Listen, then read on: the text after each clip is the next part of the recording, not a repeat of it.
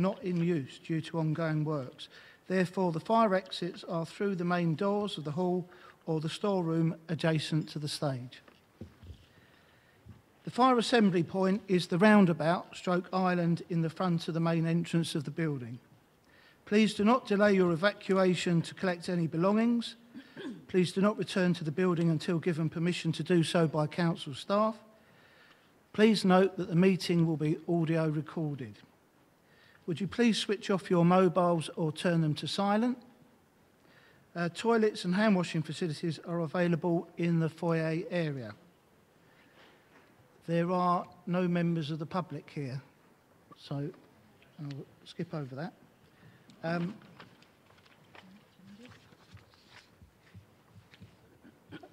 Members, there is a need to use microphones during the meeting. When I invite you to speak, please wait until there is a microphone in front of you before speaking, as the microphones are needed for the hearing loop and for the audio recording. These are all switched on and ready for you to speak, so you don't need to adjust them. Please make sure that the microphone is close to your mouth before speaking, and please speak clearly. Members, voting will be done on a show of hands in line with the Constitution. I will ask for a show of hands for and then against recommendations, and will also ask for a show of hands for those wishing to abstain from voting. So moving on to the agenda. Agenda item 1, apologies for absence. We've received apologies from Councillor James Gooding and Councillor Julie Gooding. Are there any other apologies, members? No one's indicating. Okay, none indicating, thank you. Agenda item 2, substitute members. We have Councillor Mike Steptoe substituting for Councillor James Gooding and Councillor Ian Foster for Councillor Julia Gooding. So welcome. Agenda item 3, non-members attending. We have Councillor Simon Wootton, Councillor Cheryl Rowe and Councillor Dave Sperring. So welcome to you. Councillor Daniel Belton. Oh, sorry, and Councillor Daniel Belton, the star of the show. Agenda item 4, minutes of the meeting held on the 1st of December 2022. Are the minutes agreed, members? Agreed, Chairman. Okay, thank you. I'll sign those off. Agenda item 5, to receive declarations of interest. Are there any declarations of interest? Councillor Steptoe. Yes, Chairman, just as a member of Essex County Council and also a member of Barling Parish Council. Thank you, that's noted. Agenda item 6 is the sustainability strategy. Before I invite Councillor Danielle Belton, the portfolio holder for Finance, Economy and Strategy, and Marcus Houghton, the Director of Environment, to introduce the report, can I just let you know the drill that we'll be going through? As we go through the report, if we are going to make recommendations as a committee, can you please make them as clear and unambiguous as possible? What we'll then do is that officers will then type those up for us. We'll take a short break, and we've got the screen behind us, so we can use that then to finalise the recommendations and then take a vote on it, so as long as everyone's clear with that. So could I invite Councillor Danielle Belton to introduce the report, please? Thank you. Bear with me, I'm just getting my voice back after a few weeks, so I'll keep it relatively brief. The report presents the updated version of the draft sustainability strategy. Following on from the meeting in June of the executive, it was agreed that we would go out to consultation, consider feedback and alter the strategy as required. So the strategy outlines the aims to achieve our own ambitious 2030 internal carbon neutral target and also the district-wide 2040 target. You'll see from within the report, the survey that went out had the best part of 3,000 responses, which is fantastic and shows that I think this is an item that people do care about.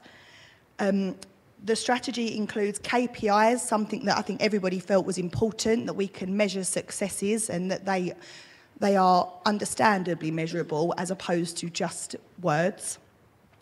There's clear objectives and aims. There's an ambition to continue to engage with stakeholders and experts. It's important that we do engage with the experts on some of the items. And that we look to make the Climate and Sustainability Officer a permanent position. We have an interim one at the moment doing some good work, but I think, well, I hope members that will agree on reading the strategy that to achieve some of the ambition and some of the challenges that we're going to face, we need a dedicated officer to make some of this happen. I trust everybody's read the report and the strategy, so I'll leave it there for now, and Marcus and I'm sure will be happy to answer questions. Okay, thank you. Members, has anyone got any questions? Councillor Eaves. Thank you, Chair. Just a very quick one. Selfishly, I'm looking at the report and not seeing anything regarding the motion that actually came to Council last time round regarding hydrogen and encouraging businesses to take that up. So I'd like to see that included at some point, please. Thank you. Thank you. Any other members? Councillor Sharp. It is on. Oh, it's already on. Turn it off. Thank you, Chairman. I don't know whether I'm getting ahead of myself, but given that there is a recommendation for one permanent employee over Brentwood and Southend, is it therefore necessary to harmonise the sustainability aims of the two regions? Thank you. Councillor Belton. To clarify, Brentwood and Rochford, I think you mean. Yeah, okay. We have to take our own strategy forward. We have our own targets and ambitions, and they are, aside from Brentwood, I'm sure Marcus will talk about the harmonisation, but we've got a shared sustainability officer at the moment. That could be under review. Things may change in the future if we felt that we needed someone full-time, but at this point, the aim is to have one that we can, that can take a lot of these aims and goals forward. I'll let Marcus speak on the shared view and the harmonisation, but certainly my concern and this committee's main priority should be about what Rochford can achieve and need to achieve for the targets that we set for 2030 and 2040.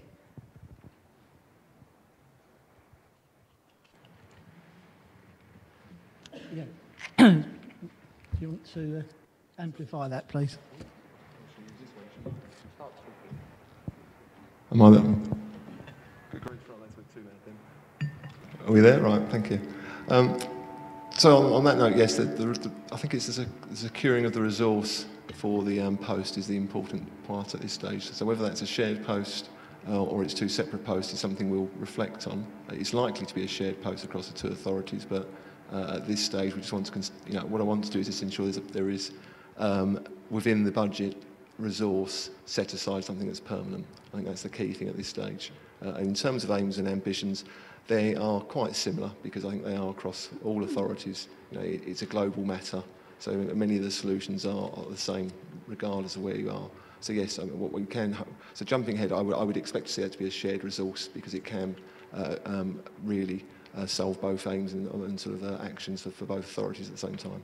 So there should be some efficiencies there. I think just going back to Councillor Eaves' no, I think we already discussed it previously. That's my oversight. I apologise. I do intend to put the sort of mention of hydrogen within there. It was just an oversight at the time in terms of ensuring this was out in time for publication for this. Thank you. Thank you. Councillor Steptoe. Yes, thank you, Chairman. As a substitute member here, I've been through the report as best I can in the time that I've had, but I've got a couple of questions really around electric vehicles.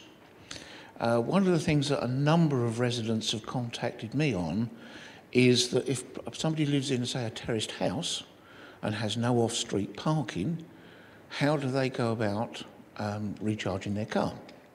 Where do they do that?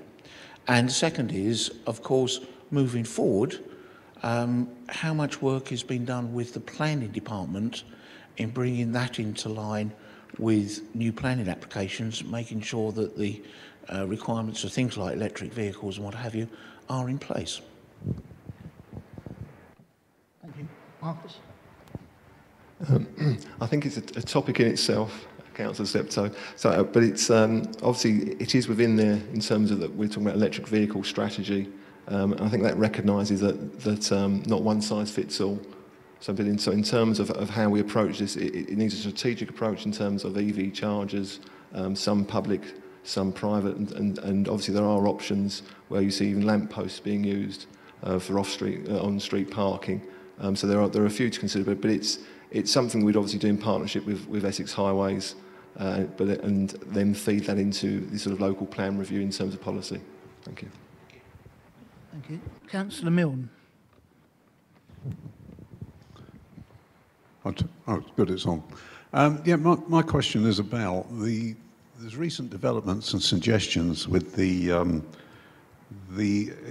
bill or the policy to improve energy efficiency and slash bills, and it has been suggested that coastal areas, particularly where we make arrangements for energy to come on shore, now that the government is releasing perhaps more sections of the sea, and we are a coastal community near London, the opportunity may arise for free bills or reduced bills for residents and businesses in this area. Now, if we can include some research into this and some suggestions to government, we are interested in it.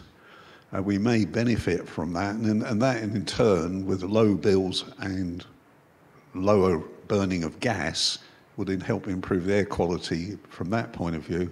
Plus, of course, the benefits to the residents and businesses as well. So I would like that to be looked at, to be included in our plan, as it were, to see how far we can go with it. Okay. Thank you. Thank you. Mr. Lawton. Thank you. I'll make a note of that and adjust accordingly. Thank you. Councillor Belton. And if I may just come back on Councillor Steptoe's point about planning, because I don't think we covered that. I think the reality is its planning policy needs to catch up with the climate strategy, and that's like a nationwide issue. We need to get these two important areas much more aligned so that it's working in harmony. But ultimately, it says in here that we want to maximise opportunity for renewable. We want to help businesses save money and be carbon neutral. So these are challenges that the council are going to face, and that's all councils across the country. But I don't think it's something we can necessarily build into the strategy, the climate strategy, but certainly something planning policy hopefully will look at in the future so that the two things work together. Thank you. Any other members indicating to speak? Yeah, Councillor Constable. Hello. Yep. I was just wondering how the new committee that is being proposed will actually work and what powers it will have, or will it be just like this committee, it can make recommendations back to the executive? How is this proposed to work, please? Sorry, before, because I've got a question that relates to that, so it might be worth picking that up as well. Because there was some correspondence that I've seen between Councillor Mrs Mason and yourself and Councillor Mr Newport and yourself as well about the function of the governance. And I wasn't clear about whether this was reporting to council or to the executive, but I've seen subsequent correspondence. But if you could bring the two in together. So it's proposed that the subcommittee would report into the executive. So it is basically overseeing an executive function and providing additional scrutiny and tracking of that. So it wouldn't make decisions as such. It'd make recommendations to the executive. But it's I think on reflection that we've obviously tried a member working group previously. And so from my experience, this would just provide a little bit more formality to the sort of working group. In the sense, it will be a committee, and it would then have a bit more sort of transparency and scrutiny, and then it'd be a public set of minutes, and it'd be supported by additional resource to do so. I think some of the member working groups there is a risk, or certainly more risk of slippage. But, you've got some more formality to the committee, but it doesn't make decisions per se. It would just make recommendations to the executive. But the level of frequency of meetings is something that can be discussed now, decided by the recommendation put forward, but it will be decided by the executive. Thank you. Thanks. And my understanding is that if it's a working group, there are no minutes that are published, so members of the public and councillors wouldn't see it. So the benefit of having a committee is that that would be freely available to everyone. Okay. Councillor Reeves again. Thank you for your indulgence. When I was reading the toing and froing on the setting up of this committee, am I right in reading that the committee is going to be formed by a vote from this committee? Can you just clarify that for us? Because it did read as though it was going to be formed by a vote from this committee. No, it can be a recommendation from this committee as to how we'd like to see that structured, but the decision would be an executive decision to make. So, this isn't a decision-making body, so what we do is, we can discuss with the frequency and how we'd like to see whether, if that's a cross-party sort of committee, and the sort of makeup of that committee to suggest to executives to consider, but it's not for us to make that decision here. Sorry, is that not something that should be for full council, not executive? I think my understanding is because it's going to be a committee of the executive, they would effectively own it and we would be making a recommendation to them. But is that, yeah. Can I come in there, councillor? Is it okay to come back? So the sustainability strategy is an executive role. However, the point of having the committee, as Marcus alluded to, was to give this whole topic some more weight and some more dimension. I certainly would be pushing for a cross-party committee in exactly the same format that all of our other committees are set. So pro rata, cross-party, with a chair that's voted in by that committee. That's how I would like to see it set, and that's what I will personally put forward at the exec, following on from any recommendations that are made. Multiple members of this council on all parties, groups, lots of people have expressed the desire for a climate committee because there is such a lot of work to do. There's a lot of people that are extremely passionate, and I fully support that. The working group done some amazing work to get us this far, the carbon neutral working group. They put some great policies forward and got the 2030 target pushed through. But that essentially isn't happening now, and I think it's to step it up to a committee, and that would be my hope that we can get there. Okay, thanks. Can I sort of come back to you on that, about the composition? I understand about the cross-party and pro-rata. What size membership do you think it would be, or are you thinking of? That is a decision for the exec. This committee can make a recommendation, as I understand it. So if people have a view on that, that can go in as a recommendation, essentially, and the exec will have a vote on that or a final say. But ultimately, I think this is about inclusivity, engagement, working together, accountability, and a way that we can really measure success that is in the public domain. So they can hold us to account and they can attend meetings if they wish, the same as any other committee. Okay, thanks. Can I just throw it open to members for discussion? What sort of size, Councillor Constable? Yeah, I'm just reading page 6.5, 4.4, which talks about the Climate and Sustainability Subcommittee. So if it's a subcommittee of this group, then it would report to this group. If it's a subcommittee of the executive, does it report to the executive? What exactly is it going to do, please? It's a subcommittee of the executive. It's coming to this group as part of the ONS report, but it would be a subcommittee of the executive. And again, sorry, just to jump in, because I've been sort of reading through the Constitution and the sort of legal framework.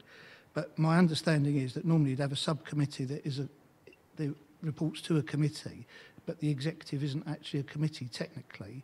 So this would be a committee rather than a subcommittee. Is that?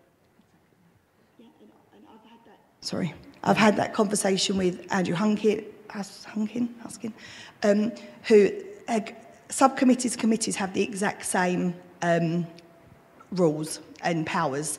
So the wording of it sort of is null and void. But I agree, I would prefer it to be called a committee. I think it's clearer, and we all know where we stand, and we're used to working in the committee function. Yeah. Okay, thanks. Councillor Steptoe. Thank you, Chairman. You partly picked up on my question there in terms of the numbers. I'm pretty sure that this committee could recommend to the executive what they'd like to see in terms of the numbers of the committee. Also, as well, terms of reference. It does give some bases of terms of reference on the subcommittee. I think it's on page 6.5, 4.4. I would assume that this committee can make recommendations to either remove or to add to those terms of reference as well. Yeah. Okay. Thank you. Councillor Mrs McPherson. Thank you, Chairman. I do have some questions on the paper, but as we're talking at the moment around the recommendations, I would propose that we amend recommendation number 3 to read that a Climate and Sustainability Committee is established, and my thoughts, members, is on the make-up being of 7 people. Councillor Sharp. Councillor Sharp. Yep. And there's a seconder. Thank you. Sorry, did you want to speak? Yeah. I'd actually prefer it to be a larger committee, and the reason being pro rata. This committee will eventually probably be quite a highly financed committee as we get towards, carbon neutral and all the other things that come out of this. And it will be looked at probably by scrutiny and audit and everything else. I mean, and as it's such a thing that's going to affect the lives of almost everybody in this district, what it will do, it's an important thing. And with the executive having that, I know you can have it as an off branch of some other committee, but I prefer it to be larger rather than smaller because it's more sustainable, if you excuse the word. It's got more resilience, and of course it's a very important area. So we're putting a marker down to say that we are, really keen on this, and we wish to take this very, very seriously. Because at the moment it's going to be much of a talking shop and a planning, the ways ahead and getting strategies, but eventually it's probably going to be quite something. So I think we really should take it seriously. So perhaps a bit more than 7. So it's only my suggestion. Okay. Do you have a figure in mind? I propose that as an amendment. Sorry. As an amendment? Yeah. Councillor Reeves. Would it help the committee if we knew what the minimum amount of members would be if we had representation proportionally from every party involved in the council? I don't know what the minimum amount of people that would indicate that would be.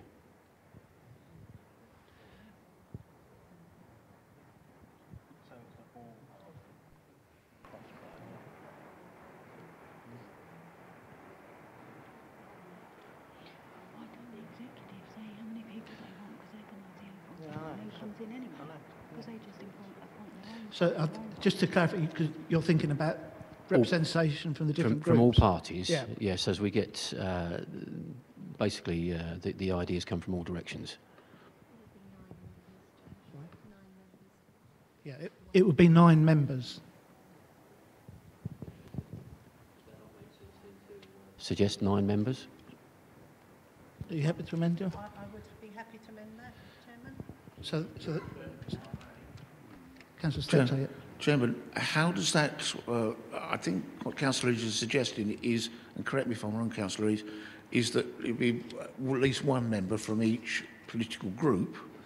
How does that then work with the pro rata requirement?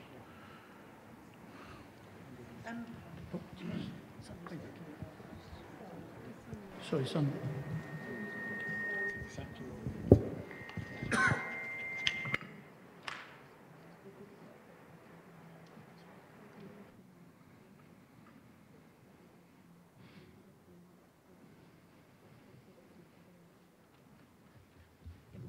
committee of 11 to represent all parties. Oh, right. Yeah, it'd be a committee of 11 to represent all parties.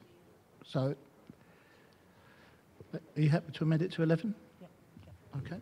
So that's the recommendation will be, it will be on a pro rata basis, 11 members to make sure that we've got representation from across all parties. Should we go for a vote on that recommendation? Yeah. So, are you happy to go for a vote on that recommendation, or do you want to wait until it's... I'll go back on it. So it's a committee of 11 people, 11 members, on a pro rata basis to ensure that there's representation from each of the political groups. Have I got a seconder? I'll move that from the chair. Seconder, Councillor Mrs Gadsden. Those in favour?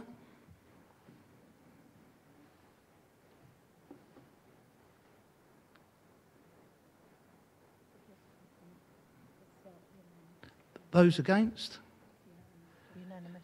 Oh, was it unanimous? Sorry. I didn't see your hand go up, Councillor. No, I'm abstaining. Thank you. Sorry? I'm abstaining. That's, oh, right. Yeah. Those abstaining. Yeah. So we've got one abstention. Okay. Thank you for that recommendation. Councillor Foster. Have I? Thank you. Okay. Councillor Mrs McPherson. Thank you, Chairman. If I can go back to the papers, I've got a couple of questions. It's regarding the key performance indicators, page 6.28 to 6.31. I wonder if the portfolio holder or the officer can explain within that. Well, first of all, there is a typo, I think, because on the very first page, 6.28, under the risk, it has the carbon... It actually says climate carbon in brackets. Thereafter, it actually says climate carbon impact. But my question is, how has that risk been assessed, please? That's the first question. The second question is also in relation to the action plan, the partner action. It actually lists some of our partners. So we are going to be relying on their engagement in delivering our strategy. So are their plans in sync with ours? And what is the impact and risk on our strategy if it isn't? Thank you. Thank you. So could you repeat the first? I'm just looking for which page. Of course I can. Okay, so from page 6.26 to 6.31, there is third column along, which is the climate carbon impact. Okay, it has low, medium, even high. So presuming that somebody has assessed these risks and determined them to be medium, low or high, could you tell me how they were assessed? Thank you. Sorry, I think we'll clarify that as a table. It's not the risk; it's the opportunity. So there's a high opportunity to reduce. It's the impacts, not in terms of failure to deliver, but actually it's about the size of the prize, if that makes sense. So we'll reflect on the wording there to make that clearer. Thank you. On the second question, as part of the consultation, there was a sort of stakeholder workshops with partners. So we've ensured that our policies do align with their policies, so we are minimising that risk. Brilliant. Thank you very much. Thank you. I'd like to propose some changes to the text in the report. At paragraph 4.4 on page 6.5 and paragraph 7.1 on 6.5, we mention the word subcommittee, and I propose that we change that to committee. I'll move that from the chair. Yep, second to the chair. Okay, thank you. Those in favour of making the amendment?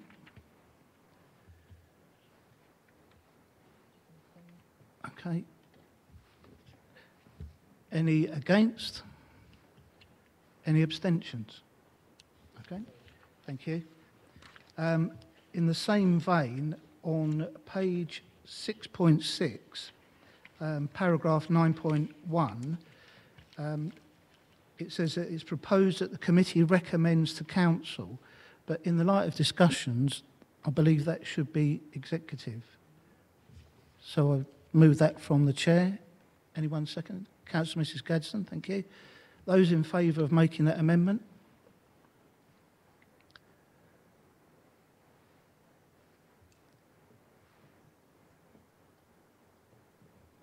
Those against? Any abstentions? Okay, one abstention. Thank you.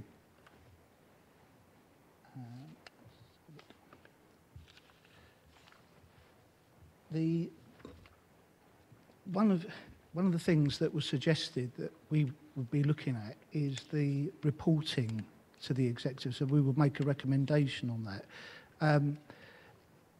Personally, I'm in favour of quarterly reporting. The reason why I'm in favour of quarterly reporting is if you let it go on too long, if you get any slippage in the work plan, you only pick it up once a quarter, whereas if you're reporting on a quarterly basis, you've only got 12 weeks that you can slip by. What do members think of that? Councillor Steptoe. Chairman, I wanted to speak on a slightly different issue, so I'll come back to you. Okay, thanks. So, members, I'm proposing from the chair that the committee reports to the executive on a quarterly basis, so providing a highlight report. Yes. Does that mean, are you saying that you want the committee to meet quarterly? If it's going to report quarterly, are you saying you want the committee to meet quarterly? Yeah. Thank you. Yep, I second your proposal. Okay, so members, the recommendation from our committee to the executive is that the Sustainability Committee meets on a quarterly basis. So those in favour?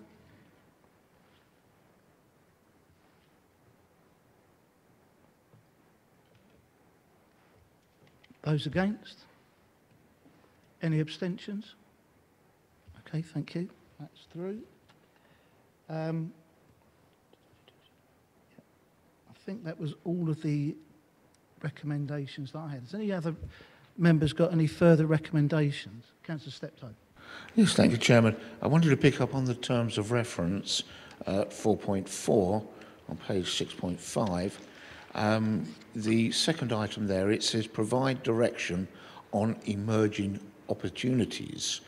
I'd like to perhaps try and expand on that a little bit to further understand that, because there's an awful lot of bodies out there that are doing an awful lot of good work around these. How that is going to dovetail into the work that Rochford then does. So perhaps we need to put in there opportunities, talking to other organisations. The officer mentioned workshops, etc. How that can be expanded, just to clarify that point. So I'm not going to put words into your mouth, but would just with other organisations? I think that would expand it a little bit, but it's understanding what is meant by emerging opportunities. I don't fully understand what that means, how that is going to work, you know, without looking and talking to other bodies. Okay, thanks. Mr Houghton or Councillor Belton? So there are a lot of opportunities in this sector, working with others. As Marcus mentioned, we've worked with stakeholders such as BAYS, the Energy Saving Trust, the Net Zero Group, Essex County Council, Climate Action. I think there's been lots of groups that have been involved and stakeholders involved. We certainly don't want to have a committee trying to reinvent the wheel when there's good work already going on.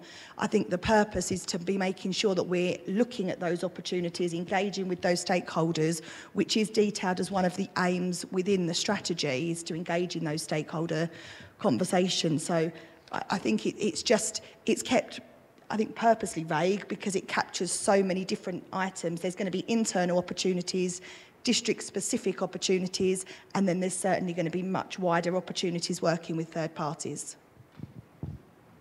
Thank you, Chair. Thank you, Chairman. That gives me a better understanding of that, so leave it alone. I'd leave it alone at that. And I've been passed a better suggestion as well, not than your suggestion, but to horizon scan for emerging opportunities with or without other organisations. Okay, so from the chair I'll move that. Seconded, Councillor Stepp. So those in favour, I'll read it again. To Horizon Scan for emerging opportunities with or without other organisations. Those in favour?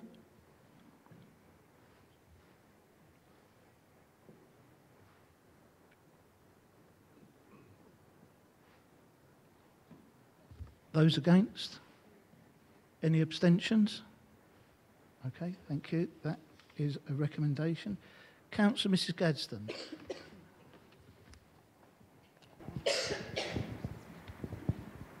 Is that on? Oh, yeah. Sorry, I think you've sort of reworded it anyway. I was only going to make a suggestion that we, the wording be to investigate and provide direction on emerging opportunities, but I think you've covered that in what you've said. Okay, thank you.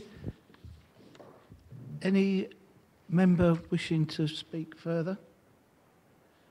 Okay, so no one's indicating. So we've got three recommendations. Sorry, the recommendations in the report are, first of all, to report to executive, which is the change of wording that we've added in, that the sustainability strategy as appended is approved and adopted. Sorry.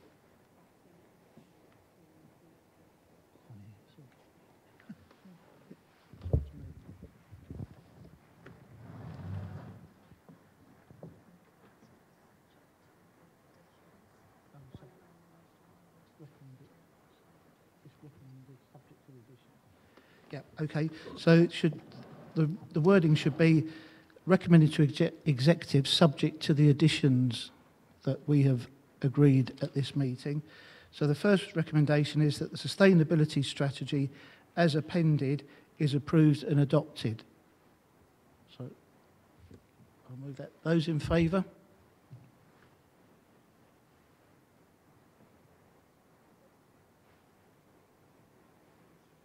Okay, thank you. That's unanimous. The second recommendation is that the Climate and Sustainability Officer post is made permanent. Those in favour? Thank you. That's unanimous. And that a Climate and Sustainability Committee is established. Those, oh, sorry, of 11 people on a pro rata basis to ensure that there is representation from all political groups. Those in favour?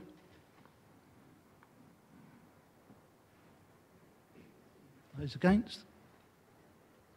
Okay. Any abstentions? Any abstentions? You're not doing it in the style with eyes on that, are you?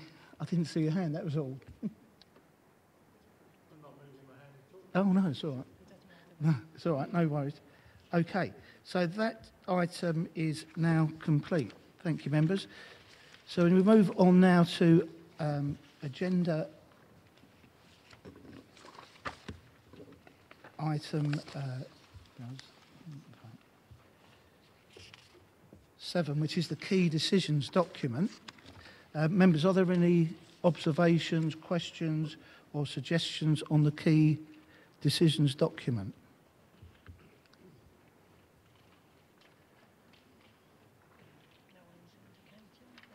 Okay. Yeah, no one's indicating, but we will, when we talk about the work plan, you'll note that in February we've got the Mill Arts and Events Centre update and also the report on the community engagement as well. So we'll bring that up under the work plan. Oh, sorry, community investment. Okay, which brings us now on to agenda item 8, which is our work plan. And apologies to members, but we've, because of a number of reports have been provided late or later than the plan was indicating, what we've now got is almost fixture congestion. So the meeting that we've got in February, you'll see that we've got the Treasury Management Strategy, and we must move that report because it goes to Council in February. So there's no way that we can't do that. We've also got the update on the Mill and Event Centre and the Community Investment Plan, and we need to get those in February as well. I believe that both of those will be quite meaty topics and reports. I believe there will be lots of interest, not just from members, but possibly from members of the public as well. So what I've decided to do in consultation with the Vice Chair and officers is take some of those pieces of work that were in the 1st of February, so the South Essex Parking Partnership, and we'll have an extra meeting in February on the 23rd of February to do that, because otherwise we're going to end up in a situation where we run out of time. And I'm determined to do justice to the update on the mill. And yeah, Councillor Newport. Thank you, Chairman. Who have we got coming in for the South Essex Parking Partnership update, please? It is them. And who are we to put questions to prior to, if there's anything we want from that? Yeah, and what we'll do is we will write out for that. It's only this week that we had them confirmed. The problem with changing the schedule is when you get these outside bodies coming in, it's to make sure that they are actually available when we need them. But yeah, SEP will be coming in for us. So yeah, any questions or anything that you want to ask, bring that up then. Yeah, and we will have the pre-meet for that. Okay. Then going forward, we've got, if you look on items to be scheduled, one of them is the Gypsy and Travellers policy and application of evidence. We've actually got the information available. So what we would do is we would share that report on the 23rd of February as well. So we would plan to do that. And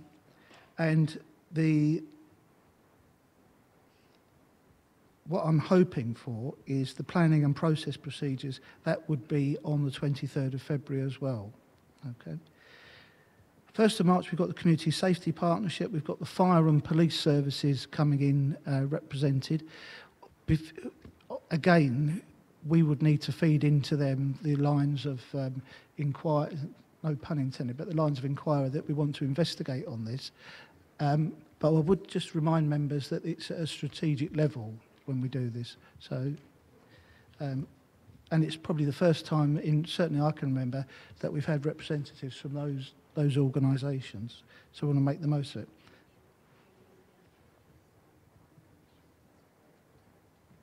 Yeah, it's actually the Police and Crime and Fire Commissioner that will be attending as well. So if you don't ask, you don't get. So we've asked and he will be attending. Okay. And then finally, on the 4th of April, it's the annual report. And that's a relatively light agenda, but we want to keep it that way because if anything else slips, at least we've got the flexibility to bring it onto that agenda as it's quite light. So before I finish on the plan, has anyone got any observations or comments on the work plan? Sorry, yeah, Councillor Mr Newport.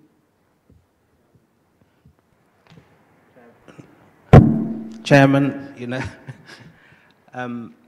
know the one item that I'll ask you about that's missing from the work plan, which is the cost of living scrutiny work as well. Ah, sorry, I've got that down as I've asked for a report on that as well.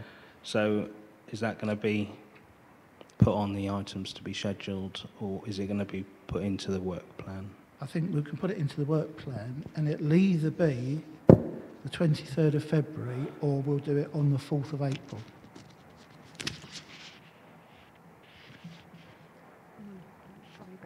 Yeah. We'll do it. We'll go for the 4th of April. 23rd of February. Yeah. Okay. Sorry, not the 23rd. Yeah, it's the April one. So the cost of living will be on the April report. Okay. And just very quickly, well, because you mentioned it now, there is a report that goes to the executive on the cost of living. Is it something more that you expect, or? We've already discussed this, and I'll take it offline with you then. Okay. Yeah. Okay. All right. Thank you. So that is the final item, I'd just like to remind people that what we'll do is, it was a little bit unfortunate because of the Christmas break and timings about having the pre-meet, but the pre-meet dates will be circulated well in advance now. So we've got a system going where we can have the meetings and book them in. And as always, if you can't attend in person, if you can forward me or phone me with any questions or observations or recommendations. So. Oh yeah, sorry. Yep, and the Vice Chair's just reminded, if you are substituting, or if you have to have a substitute, please try and make sure, if it's at all possible, that you're able to brief them up so that they can turn up knowing what's going on. Okay.